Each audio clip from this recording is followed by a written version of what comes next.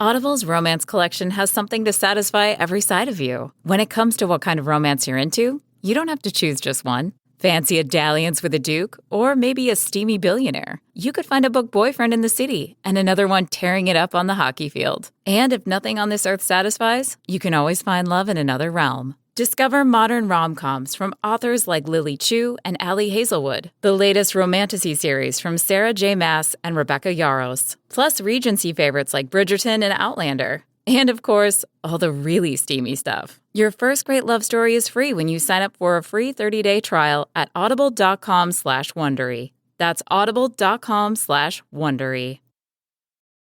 You're listening to Heritage Radio Network. Heritage Radio Network is supported by Visit Ithaca, where great minds meet the great outdoors. Check them out at visitithaca.com. Ithaca is known for outstanding dining. And here's a word from one of those great local businesses. My name is Kukwa Jibodi Yomepe, and the name of the restaurant is Asempe Kitchen. I started out at the farmer's market, and the reception we received was so overwhelming that I thought it made sense to stay in the area. My goal so far has been to create some space for everybody who feels disenfranchised or feels like they're not represented to come together and have a place to be. So we have been working really hard to be more than just a restaurant. So like a place to just rest, get some really good food, and maybe some good conversation. We have community tables, and I kept the communal tables because of the way I feel about building community. The food is mostly vegetarian. It's from West Africa, mostly from Ghana. I'm originally from Ghana, West Africa. I've been in the U.S. about 30 years. On Sundays, we do a brunch, and during brunch, we offer meat as an option to folks who eat meat. I'm very much a purist when it comes to the food. I like to offer people the authentic, stuff. To plan your next trip or to find out more information, go to visitithaca.com. I've got 20 minutes till Run Club meets, and it's time for a quick pre-workout snack. Go Squeeze Active Fruit Blend to the rescue. Made with select B vitamins to help release energy, it's an easy, squeezable pouch made to move with me. The taste? So good. And made with real fruit. Even better. Whether I'm hitting the trail or meeting my friends on the court, this is my go-to on-the-go snack. Quick, easy, ready when I am. When it's go time, I go with Go Squeeze Active. Snag yours on your next store run. Search for Go Squeeze on Amazon.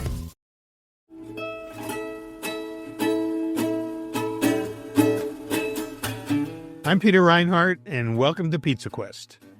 Many of you know Blaine Parker as the witty host of the popular newsletter and website Free the Pizza, in which he shares his adventures of making pizzas at home as good as at your favorite pizzerias.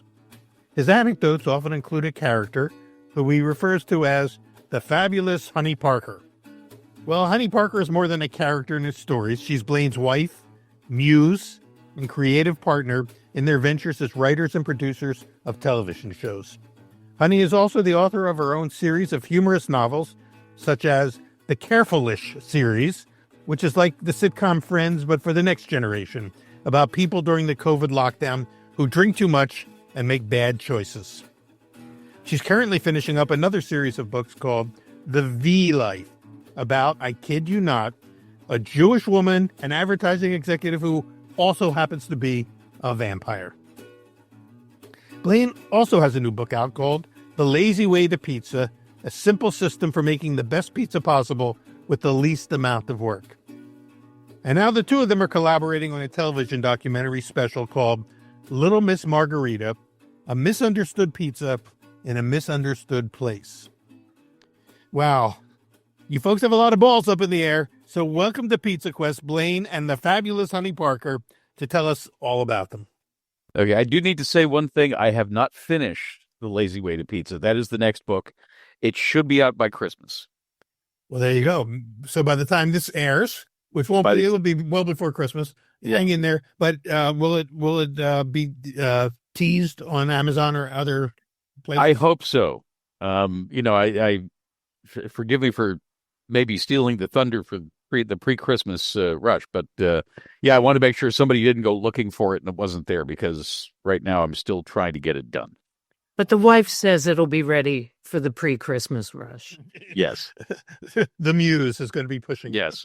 The muse, the pushy muse. The pushy muse. Well, listen, I have to start by asking Honey this question.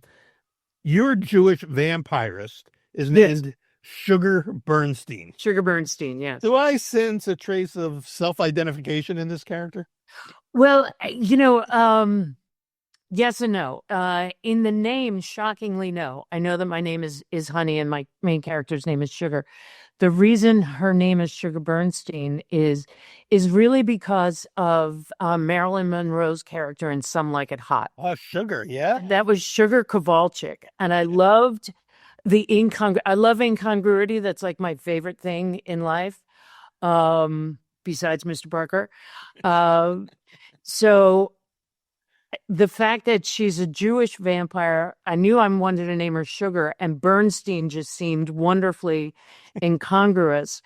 And where she does resemble me, I actually had the idea for V-Life well before I wrote the Careful-ish series, but I just didn't know how to write it because I didn't know who she was. I knew she was a vampire who took off in an RV to avoid evil and Jewish guilt. But beyond that, I wasn't sure who she was. And then I thought, you know what? If this had happened to me, what would I have done? How would I have reacted to all these things? So there is a lot of overlap between Sugar and myself. Well, as most authors will admit, most of their characters are somewhat autobiographical, and you got to pull on what you know, right? So I'm sure that maybe you know the RV life, but I'm not sure if you know the vampire life. But how did you kind of dive into that? Are you a fan of the rampant vampire book series and films that are out? No, nothing against those. And I had read, I had done the basics, like a lot of people. I had read Bram Stoker. I'd read the first two Anne Rice books, and I'm sure another vampire book had crossed my path. The classics, basically. Yeah, Mr. Parker and I, we used to have a podcast called Couple Co, Working with Your Spouse for Fun and Profit. And we traveled around in an RV and we interviewed all these couples in business together. And we used to say we'd show up with wine and microphones. And so there we were traveling in an RV, and I thought, well, this is kind of a genius lifestyle for a vampire because nobody's watching you not age. In the utility box on top, you could sleep in it. And that was the thought. And beyond that, I wasn't sure where to go with it. So it took me a while. Well, it's cool that it's kind of coming. Now you have two of the books already written, right? One has been out and recently won an award, I believe. Yeah, the first one just won a Reader's Favorite Award. I took gold. We are number one. Hey, wow, that's fantastic! And it's called The V-Life, but it's got a subtitle. It's called V-Life. The first one is V-Life. So It Begins, and that's So It Begins. Yeah, behind me. And the one that came out last week is V-Life Blood Relative. Blood Relative. Yeah. And I'm about a third of the way through book 3 right now. Do you see it going beyond 3 books, or are you looking at it as a trilogy? I'm leaving the door open for more because she's on the road. It's just so easy to put her in other places and get sucked into the local color and the idiosyncratic behaviors of different locations. Like the first book is set, a lot of it in the Mountain West. And the most recent book is set on the Mississippi Gulf Coast, which is a whole different beast of... It's just a coincidence that you happen to be the two of you live in the Mississippi Gulf Coast right now. Where the Mississippi Gulf Coast. Coming to us from, you're not in Jackson, but you're in Mississippi somewhere. Correct. I'm in Mississippi somewhere. Somewhere. Well, on the Gulf Coast. Yeah. So there's not a lot of possibility because it's one of the shortest shorelines in the country. But things down here are fantastic in the most colorful, wonderful way. And so that was great to be able to pull from that. Well, that leads us kind of into the big project you're working on now together, which is Little Miss Margarita. And I want to get to that in a second, but I just want to jump back to Blaine for a second, because you mentioned that the new book, which, again, is it's a follow-up to your first book, which was what? It was Save the Pizza? Free the Pizza. Free the Pizza. Save the Pizza. Save the Pizza is the next Free the Pizza. Free the sequel pizza. to this. So it's your sequel. So this is a series too. I mean, you guys think in terms of series. In fact, Yes.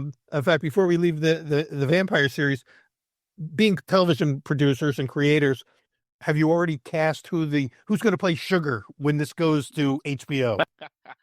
Gosh, that's a very fantastic question. I was originally thinking Gal Gadot.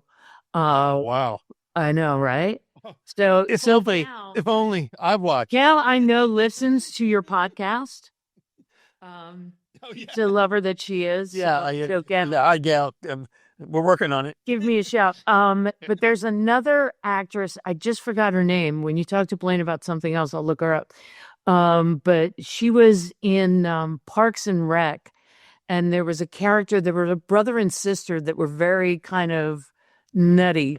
Oh, And she's wonderful. And she just did the show Dying for Sex. She played the best friend. Oh yeah. She's wonderful, wonderful, wonderful, wonderful. And I would love it if Well, she would. we'll get that name in a second, because I've only seen a couple episodes, believe it or not, of Parks and Rec. I'm probably the only person who didn't follow that show, because I know it's wonderful. But It is. and I know the actress you're referring to, but now her name's not coming to my head. So when we get it, we're just going to interrupt everything and throw out that name. But I literally put that I put that actress in my pitch deck for V Life you're to not talking about Aubrey be a total. Plaza, are you? yeah, Pardon? Not Aubrey Plaza. I didn't think so. no, that's why I was thinking of Aubrey Plaza, but she would be good. She would be delightful, and I believe another University of Delaware grad as am I. As you are. Wow. I would make Everything room comes for you. full circle now. Now you're going to have to fact check that. So back to Blaine's follow-up Free the book Pizza. after Free the Pizza, which is currently available and is available, and by Christmas time, the follow-up book, which is what are we calling it? The Lazy Way to Pizza. The Lazy Way to Pizza. This is interesting. I was working on a book about New York pizza, and I was finding it frustrating. I was not happy with what I was writing, and I stopped. And I thought, what is one of the biggest challenges with homemade pizza? A lot of people don't want to be bothered with all of the work and all of the tools and learning all of the processes that go into making pizza, which, I mean, this is kind of like a no-nonsense guide to doing that. It's really what it's about. There's only one recipe in the book for pizza, but it guides you from step one to eat. And so what I did was I thought, there's this book that I read once called Perfect Pan Pizza. You may have heard of it. I've heard of that book. Yeah, I hear it's And instant classic. Yeah. yeah, it's blew my mind. Give your children. And then they never grow up. But it did change my thinking about pan pizza. Wait, we got a bulletin in here. Was it Jenny Slate? It's Jenny Slate. All right, Jenny Slate, who I also know watches this podcast because she's a pizza freak. Yeah, Jenny. and she is. I remember her back when she was on Saturday Night Live, and got and had this big blooper moment, and the cost of her job. And I'm so glad that she has this fabulous career going now. But back to Yeah, our I'm story. trying to put a face to her. I want to thank producer Jeff for pulling that off. She was the little snail too, right? That animation. I don't know. They got an Oscar nomination for best short animation. She was the voice of something the snail. You got me. Well, I'm happy to promote That that. might end up being her biggest project ever. No, I believe V Life is going to be Jenny Slate's biggest. Well, that Probably. yeah. That fingers Next crossed. steps. So anyway, Perfect Pan Pizza changed my life, and it also it made me do something I hadn't done. There was this style of pizza I remember from Boston called New England style Greek pizza, which I did not know when I was eating it. I used to I worked next door to this. I felt like I lived there. Worked next door to this pizzeria where there are these two Turkish guys who were in there making round pan pizzas. And it was like, this is not the pizza I grew up with, but it's really kind of cool. And I went hunting for recipes and could never find one. So I kind of reinvented it on my own. And then I thought, this is actually a really easy way to make pizza. And there's not so much mess. And there's one tool, a pan. If you've got a cake pan, this is a Lloyd pan. But if you've got a cake pan, you can make a pizza. And I started making the pizzas in cake pans as well. Yeah. Oh, did you? Yeah. Yeah, because I didn't have Lloyd pans back then. No one knew about Lloyd pans. Oh, Lloyd pans are crazy. Yeah, they're fabulous. And it's like I don't want to tell somebody they have to go out and buy Lloyd pans because they're expensive. But once you acquire the sickness that is pizza, you will eventually chase every tool you think you need. But I came up with a recipe that is designed specifically to make an 8-inch, maybe 4 8-inch pizzas, 2 12-inch pizzas, or a 16-inch pizza. And just by the way, if you've never made one, a 16-inch pan pizza is enormous. Yeah, it's a lot. It seems so much bigger than what it should be in your mind because it's it to a 6 or 8-inch pan. It weighs about 4 pounds. Yeah, it covers a lot of space. Yeah, as he was working on his recipe for this, slices would show up. I'd be writing, and a slice would show up, and he'd be like, "Honey, just try it." I'm like, "Babe, I can't eat anymore." But honey, just try it.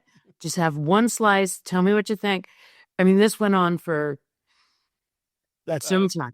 That's another part of your resume that you have to put on there is the first taster in any new pizza. By the way, we have breaking news.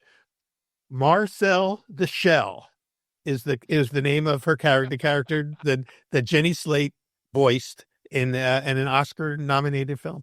I'm going to add that hashtag. Marcel the Shell. Yeah, it's got this great little tiny little voice that she puts in there. It's fabulous. Do not lose Jeff. I don't know why I keep saying fabulous. I got fabulous Honey Parker here, and the word fabulous keeps popping up into this conversation. It is a part of life when you live here. See what you've done to us?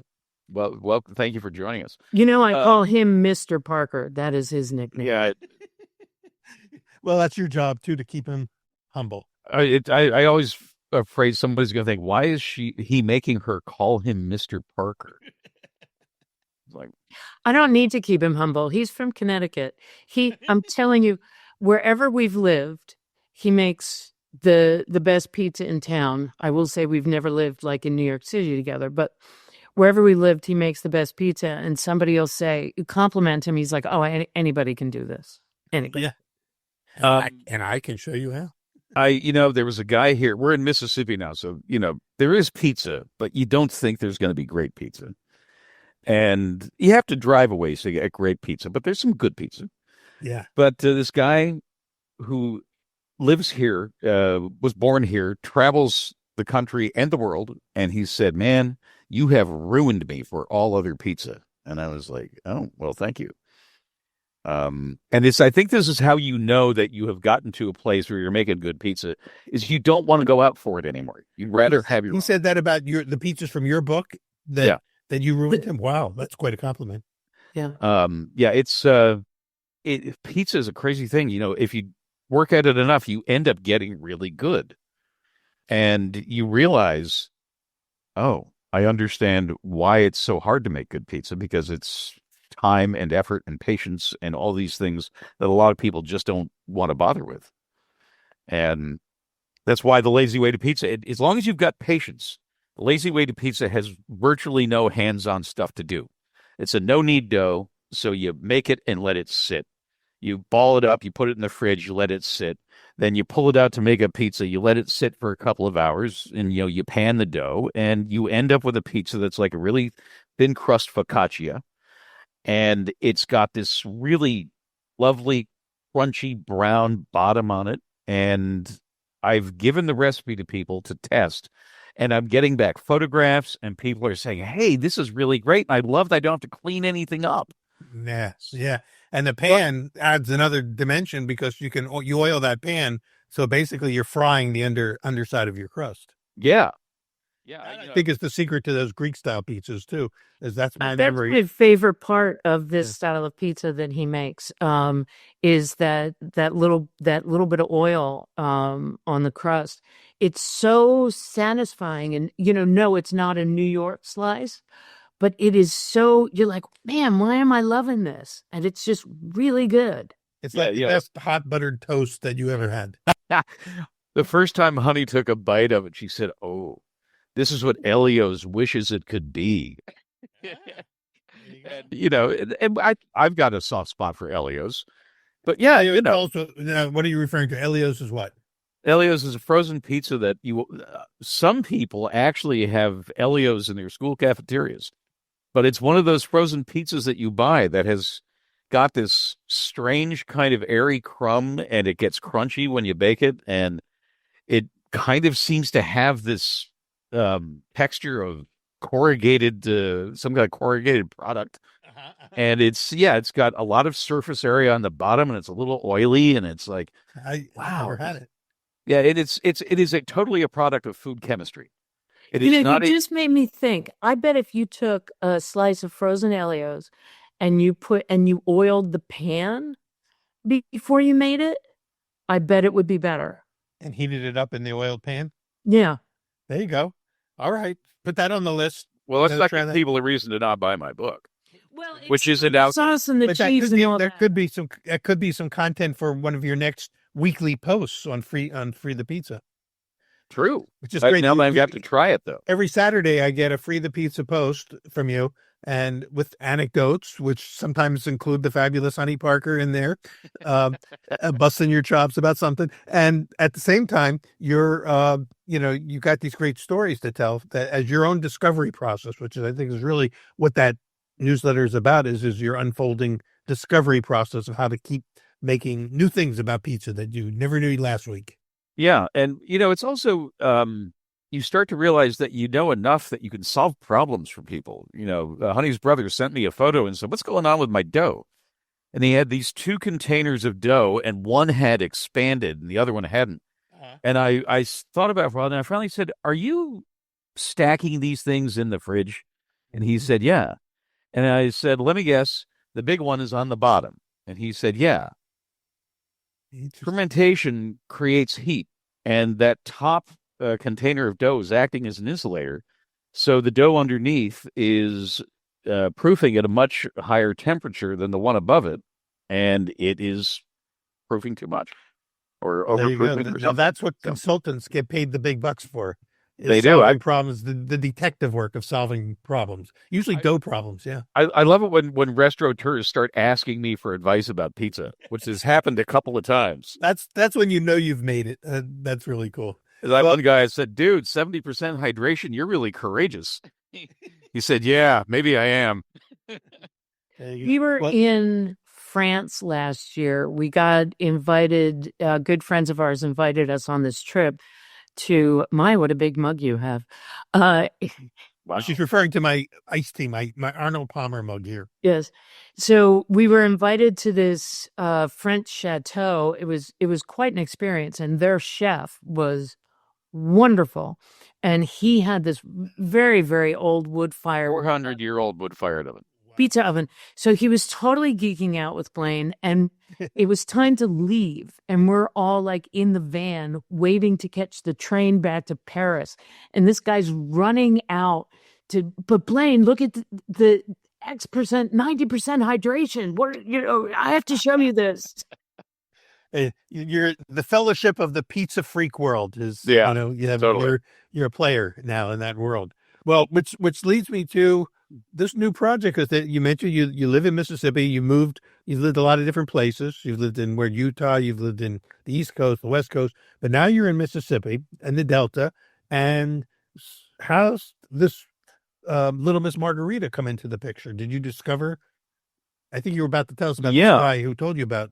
I first started paying attention to the Delta because I would do Google searches for pizza in Mississippi, and maybe I should do a kind of a top line here. Little Miss Margarita, a misunderstood pizza in a misunderstood place. And it seems like everybody knows something about the margarita. They're not really sure why.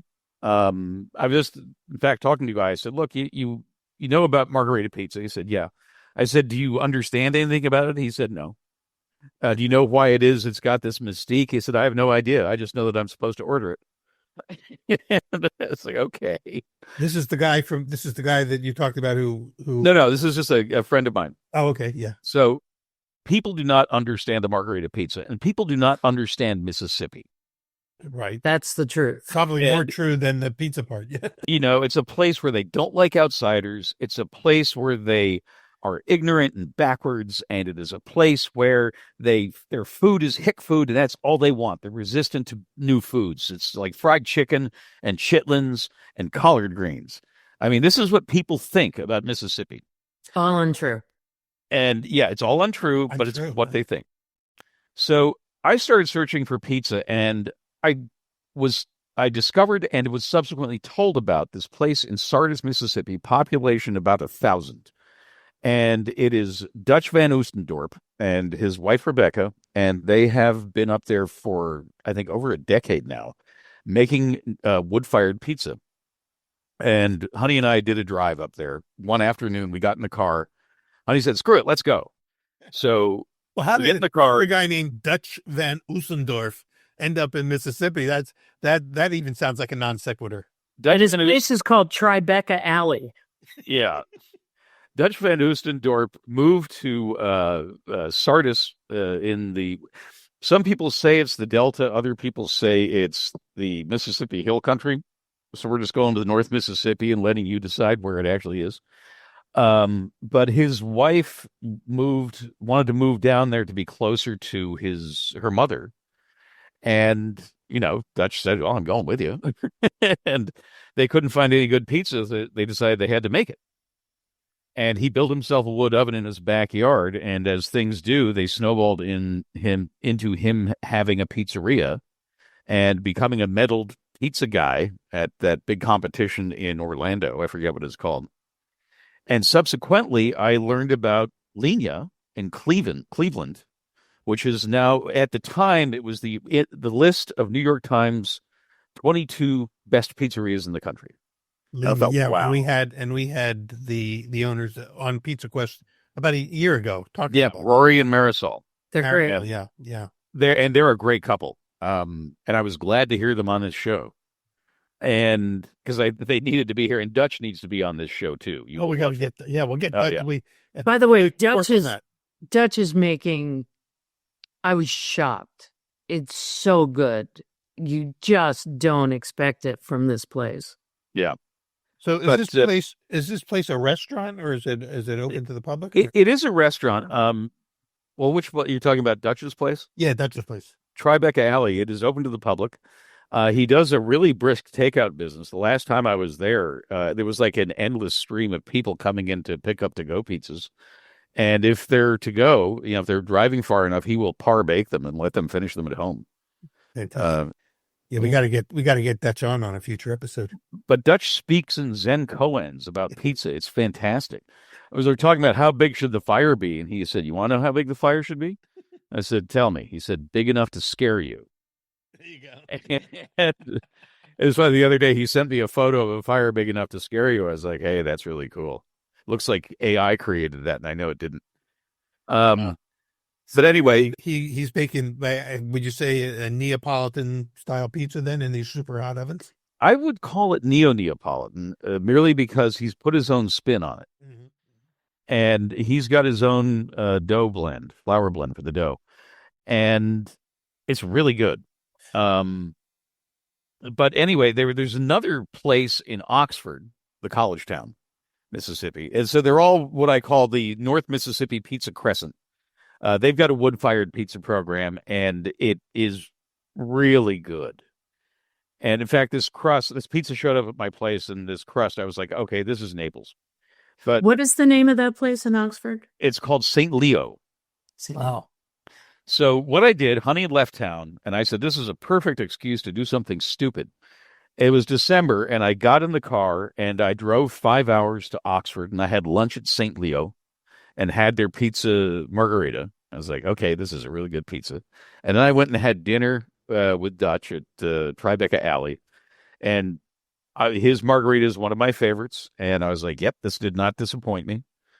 And then I got in the car and I drove to Cleveland, got a room, and the next day we had breakfast. Cleveland, Mississippi. Yeah. I got in the car that morning and I went and had bagels. I had a bagel breakfast sandwich at Linya because that is their other. Yeah, they do bagels and pizza. Yeah. Yeah, and then that evening I had a pizza margarita at Linya.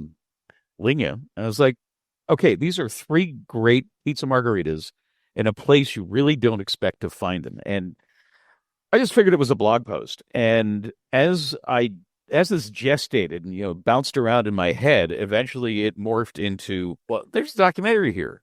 Yeah. And it's called Little Miss Margarita, a misunderstood pizza in a misunderstood place. And I sat down with two guys, Scott Wiener and Peter Reinhardt, and had a Zoom call about pizza margarita. I remember that. Yeah. And yeah, there was a great conversation. And both of you have got such enthusiasm for this. I love it. So I watched it, by the way. I got so sucked into just the complete deep dive into margarita. I mean, it was just so magnetic. It was crazy. And then Blaine had talked about the legend history of margarita pizza and all that. It's fascinating. And not true, mainly. Yeah. And you get Scott Wiener going on, anything having to do with pizza history and culture. I mean, yeah, he can go for hours. So we did have a wonderful, it was kind of a fun, stimulating conversation. It was like having an episode of Pizza Quest. I wish we could have recorded it for this, but you got it and you turned it into a bigger idea. Yeah, I after that I had Zoom calls separately with Marisol and with Dutch.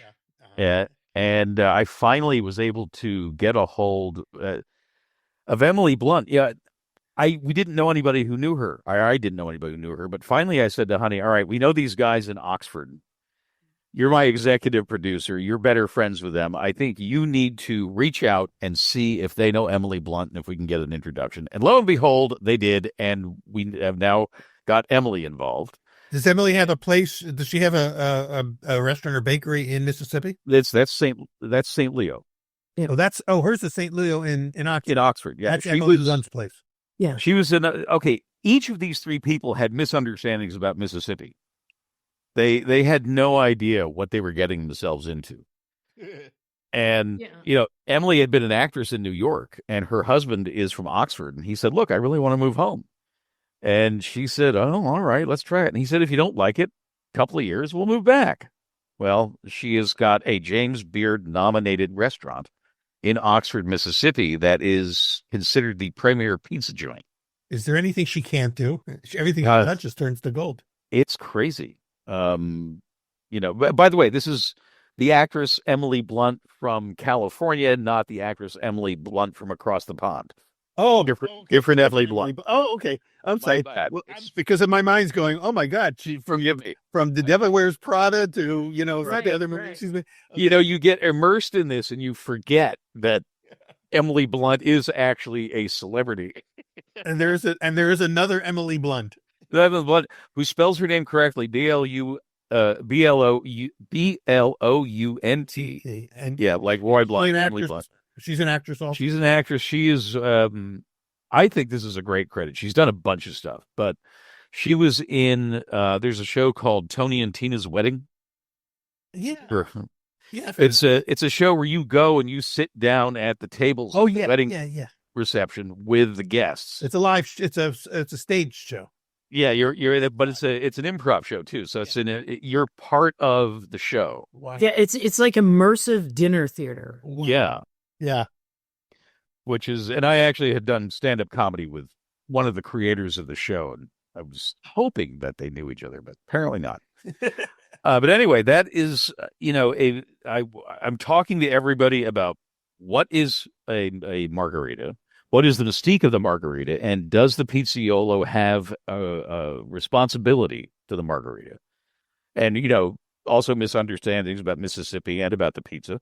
And I'm hoping what people are going to come away with is, wow, I didn't know that about margarita, but I really want people to come away with, I had no idea that this was going on in Mississippi. Mississippi is surprising. So Yeah, like I need to go get pizza in Mississippi. And so this show is kind of a love letter to Mississippi as well as to pizza and to the margarita pizza. And you've got to cast the characters. That's great because Dutch will be in it, and Marisol will be in it. Will Emily be in it? Yep. Yes. Everybody's going to be in this. So we have already got a shooting schedule lined up. We're driving to Sardis. We're going to spend 2 days shooting pizza and then shooting an interview. Then we're going to go to Cleveland, do the same thing there. We're going to shoot pizza and then we're going to shoot an interview. And then we're going to Oxford. We're going to shoot an interview and shoot pizza. So the only difference in Oxford is a big restaurant, and Emily does not make the pizza anymore. But she was the pizzaiola for first. Huh? Wow. Mm-hmm. And then will you be also coming to New York and Charlotte, North Carolina? Yeah, we go to New York after we're back for a little bit. Then we hit New York, which I'm excited about. Cause we're going to interview Scott, and then we're going to take Scott's pizza tour on the bus. Oh, fantastic! Will you be allowed to shoot that? Okay, yeah. Well, yeah. We're hoping so. I think we're just going to tell people, look, if you don't want to be in it, let us know now. And then we are going to go to Charlotte, North Carolina, with another shoot date to catch Peter Reinhardt. I can't wait. I can't wait. You're coming there, coming back. You were just here a couple of weeks ago. We went out for pizza together and had a fabulous time at Bird Pizza. We're going to have those folks on next week. Actually, really? They're great. Week the owners of Bird Pizza. So we had a wonderful time there. And then we have to. We'll figure out where we're going to do the shooting when you come down here. So basically, by the time I see you here in Charlotte, you will have already filmed pretty much the majority of the show. You're our last get. You are the ultimate stop. Cool. I get that the last word. Saving the best for. You are the omega in the alpha omega equation of Little Miss Margarita. It's exciting.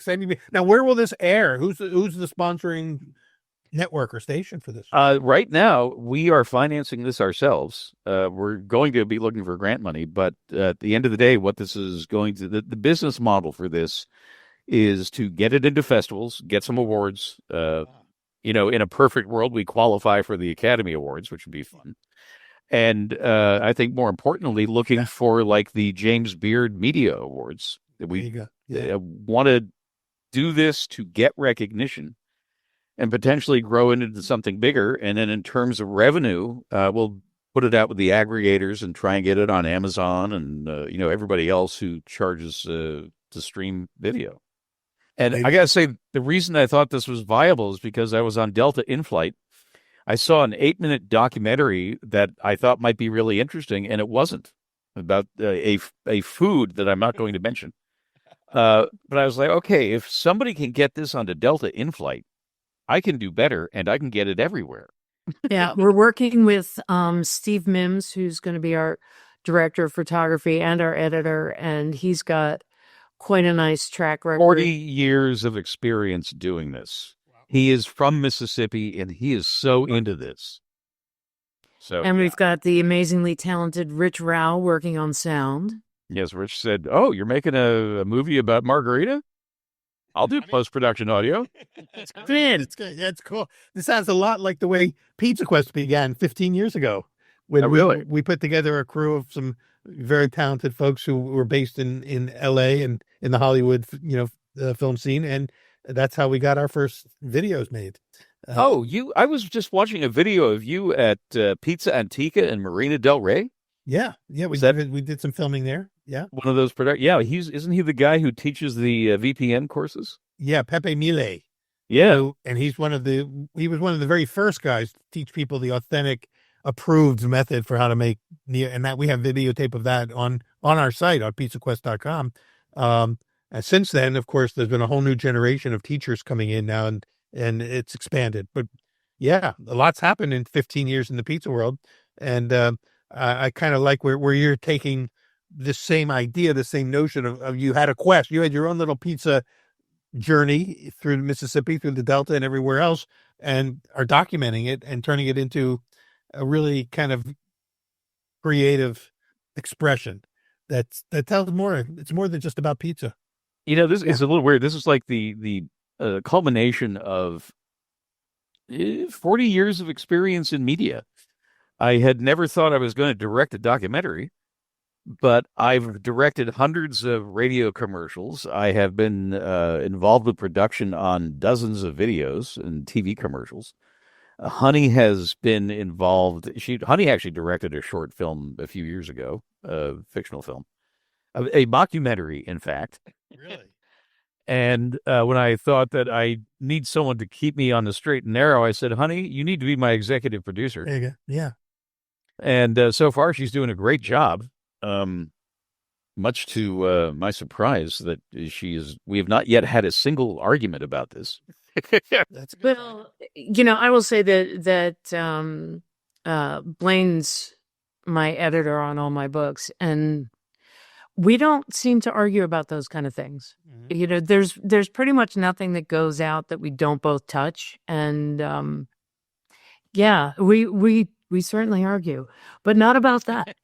You wrote a collaborative book once a few years ago as well, didn't you? We've written business books together, and we were screenwriting partners in Hollywood. We sold, I don't know, like 5 or 6 screenplays. Nothing ever got made, but yeah. That's the story of Hollywood, right? Yeah, and Honey is also responsible for the covers on all of our books, including this one. I was an art director before I was a writer. Okay. That was a photograph of me shoving a pizza at the camera, and she ended up taking that and several more photographs and putting them all into the cover. Yeah, that's actually about 4 photographs. Now, is Sugar Bernstein an art director also? Sugar Bernstein was a creative director in New York City. Yeah. As was I, surprisingly. There's definitely some overlaps. Coincidence? I think. Pardon? I said, is it a coincidence? I think not. She comes from a family of Eagles fans. So, by the way, and you're from Philadelphia, like me. So you're Philadelphia. Yeah, you're an Eagles fan. Philadelphia. We are both anti-mouth noise. We cannot stand the sound of other people eating. But when it comes to like sucking blood, that's where the coincidence ends. I'm going with yes. One of my big challenges with V-Life, which is they're both really good books. There is not a single pizza in either of those books. But there was a pizza though in the earlier series, though. Right? In Careful-ish, so Careful-ish follows six main characters, and when you're trying to figure out everybody's life, and I wanted to have a variety. I have this one character that turns into not officially a pizzaiolo, but a pizza maker. And this is part of his storyline through the 3 books. And he starts dating somebody who's a photographer, and she starts creating these pizza landscape montage things. And it's not like Blaine ever said, hey, you need to incorporate this. But it's such a part of my life, I can't look away. I'm like, what does somebody do? Oh, they're a pizza maker, of course. What else would they do? What else would you eat? That's what we eat. Well, hey, life imitates art. Yes. And I'm reading this, and I do the editing, and I get to these parts about the pizzas, and I'm going, well, she got that right. And that pizza sounds really good. I might have to make that. And the next thing you know, you got another blog post. I did steal the name of one of his pizzas for my book. It was what was that? Devil on Race?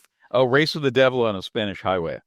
It's a song by El Di Meola, and it's one of my favorite El Di Meola songs. And I did this pizza that had Spanish chorizo, serrano chilies, something else. I can't remember what was on there. But I thought, well, the obvious name for this is Race with the Devil on a Spanish Highway. Perfect.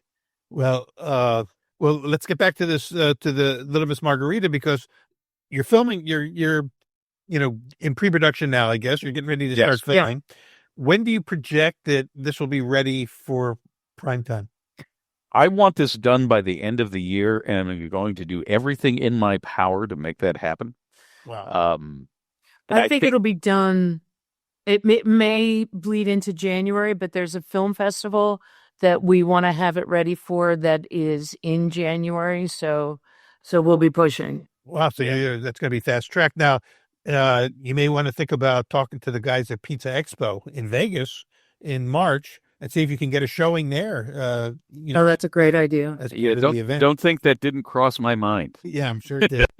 So if you need any help talking to somebody about getting on the docket there, No, it could be maybe they could do a special ticketed event there for a preview, of this. That will already have been in the circuit, in the festival circuit, but this could be part of that festival circuit. Yeah, I wonder. I've got to see what festivals there are before March, but Sundance is one of them. When is Cannes? When do you get to go to Cannes? Interesting. I wonder. It's funny. I said yesterday. We were driving back from an event, and I was like, Cannes Film Festival. By the way, we have now in Charlotte, North Carolina, a film festival as well. The Charlotte Film Festival. It's relatively new. It's on my list. So when you're here, maybe when you're here in a few weeks to film, we can see if we can find the people who put that on. I think I know. I've already got the intel on that because I figured with the hometown guy in the movie, it's a shoe-in. It should be. Charlotte is suddenly, all this Johnson and Wales work. We came here to Charlotte 24 years ago, and the goal was to try to elevate the culinary scene in Charlotte and make something happen. All of a sudden, 24 years later, things are happening, and this season, Top Chef is being filmed here. We're the host city for this season's edition of Top Chef. So the producers are already here scouting locations, and they're going to start filming any day now. Some of the people who you've met are going to be in the cast of this new season of Top Chef. So that should be airing. That should be airing I'm not sure when that season goes live to, goes on air, but probably in the spring. But it's happening right here. So there's a lot going on here. And if there does a lot, then maybe we'll feature Little Miss Margarita. Yeah, we were impressed with the town when we were there. That was my first time in that town. I loved, to me, when you start seeing a lot of great murals, a lot of outdoor art in the town, that tells you something's going on. Yeah, a lot of effort's gone into that. There's a whole group of people that are focused on using art, as one of the, what we call it, the fulcrum point for elevating the I don't know, this I'm trying to think of the right term, but maybe it's the self value, the way we the way we value living in a city like this, because it's been here for a long time. It's a city. It's got a lot of money because there's banks that are headquartered here, but it was missing a few things. And the two things that they identified 25 years ago that they needed was a better culinary scene, a better food and restaurant scene, and more arts, more theater, more music, more opera, more creative arts, more murals, all that. And all that's happening. So those are they see those as key factors in what defines a great city. And other cities are, following that same template. It's interesting. I like that murals are part of that. It never would have occurred to me, but public art. Well, Philadelphia's got a great mural city as well, as I'm sure you see every time you. I'm not sure if it's still true, but Philadelphia had more outdoor sculptures than any other city in the U.S. There you go. Yeah, there you go. And once they have a football team that you can actually root for. It took a long time for them to get there. I mean, we appreciate it now. Well, listen, I'm looking forward to having you come back. And whenever that date is for my small piece of Little Miss Margarita. And I'm excited about this project. I'm excited about all the books that you guys are working on. We'll just keep everybody posted here on Pizza Quest when I think, since you're still working on the book, do you have a target date for when you're actually going to wrap that up and be able to publish it? It is so close. If things work out, if I weren't producing a movie, That's right. That's it. You got all this happening at once. Yeah. I am hoping that by the beginning of December. Wow. So man, lots going. You got a lot to cram in. A lazy way to pizza, a simple system for making the best pizza possible with the least amount of work. That is the working title. It could change, but right now I have not been able to think of anything better because I think it's really clear what you're going to get into when you get that book. Cool. Well, you have that, and then, honey, you've got part 2 of the V series, right? Right. V Life Blood Relative is the latest book. And that when is that targeted for? Or are you still writing? That's out now.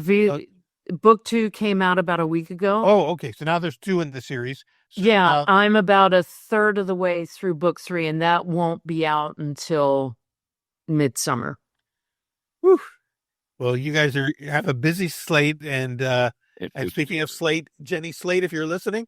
Speaking of Slade, yes. Yeah, we want you as the lead character. It's coming down to between you and Gal Gadot.